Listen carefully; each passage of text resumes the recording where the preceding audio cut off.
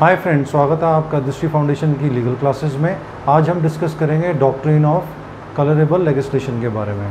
सबसे पहले हम ये समझते हैं कि इसकी डेफिनेशन क्या है। Doctrine of colorable legislation is based on the maxim that what cannot be done directly cannot also be done indirectly.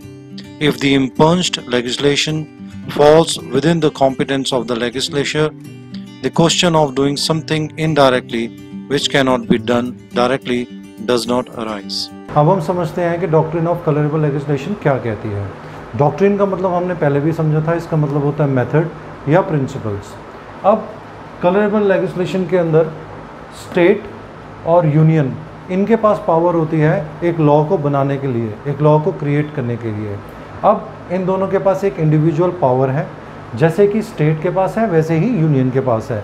लेकिन पहले जब ये एक लॉ को डिफ़ाइन करते हैं या लॉ को बनाते हैं, तो डॉक्ट्रिन ऑफ कलरेबल लेजिस्लेशन ये डिफ़ाइन करती है क्या ये दोनों कॉम्पिटेंट हैं इस स्पेसिफिक लॉ को बनाने के लिए।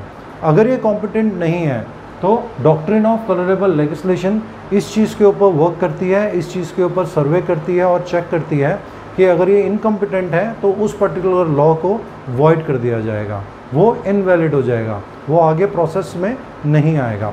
अब इसमें एक कंडीशन आती है, चाहे वो कितना भी अच्छा लॉ हो, किसी की रिक्वायरमेंट के लिए हो या बहुत अच्छा लॉ हो, उसको इसमें नहीं देखा जाता है, इसको नज़रअंदाज किया जाता है और इस लॉ को इनवैलिड कर दिया जाता है।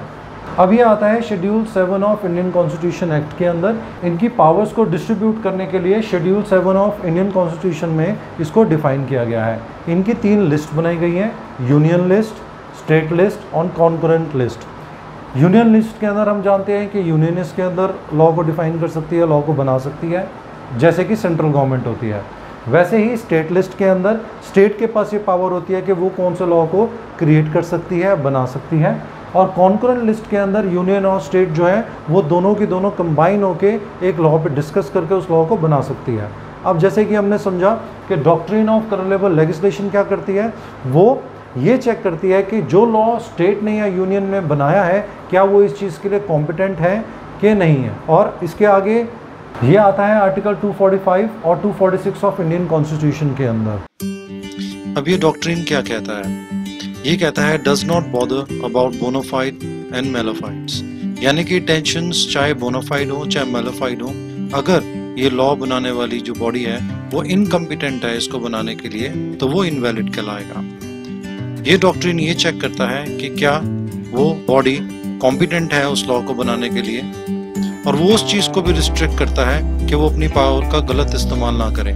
और गलत इस्तेमाल करके भी अगर इस लॉ को बनाने की कोशिश की जाए, चाहे डायरेक्ट वे में चाहे इनडायरेक्ट वे में, वो उसको भी इनवैलिड करार देता है। उम्मीद है आपको ये टॉपिक समझ आया होगा। Thank you for watching my video.